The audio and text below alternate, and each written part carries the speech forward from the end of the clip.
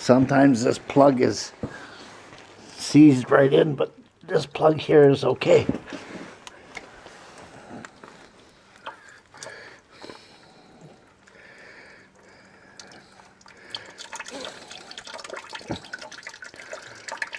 So let that drain out.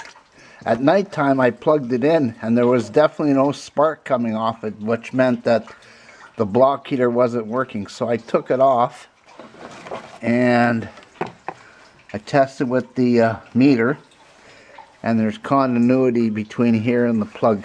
So the block heater is definitely burnt out.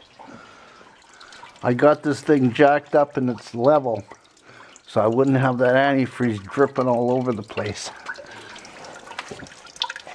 Right there is the block heater. There.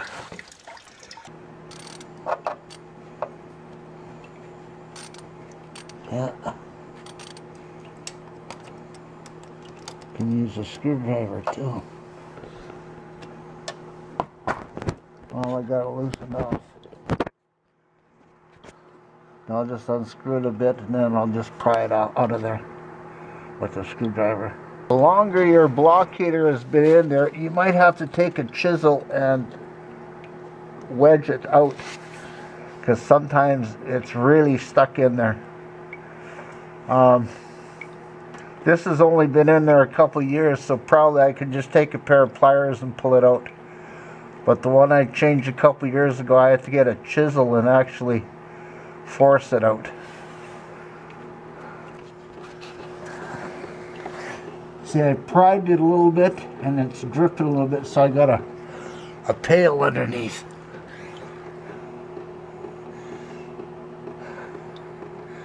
See, the van is jacked up, so it can't get every bit of antifreeze out of it because it's at an angle.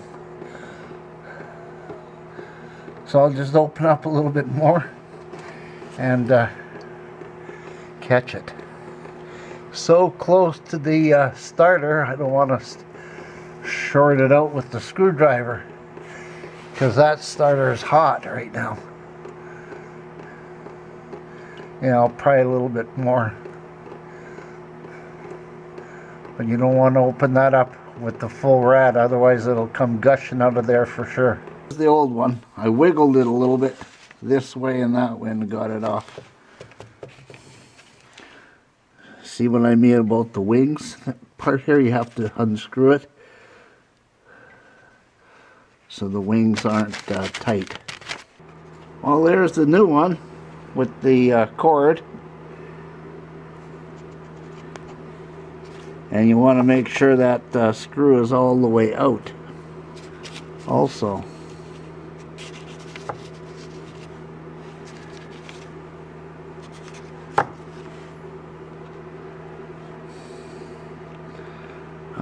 Two different brands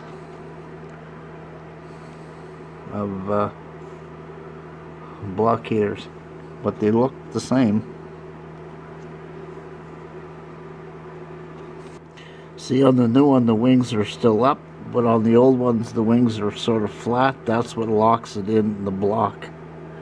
See how flat that is? And this little piece here pushes the wings this way. I'll just wipe that up with a rag and clean up around the ring a bit and put the new one in.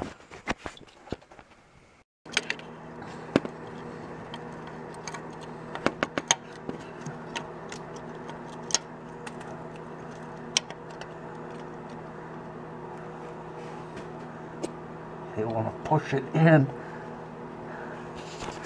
and you might just want to get a screwdriver and make sure it's seated in there.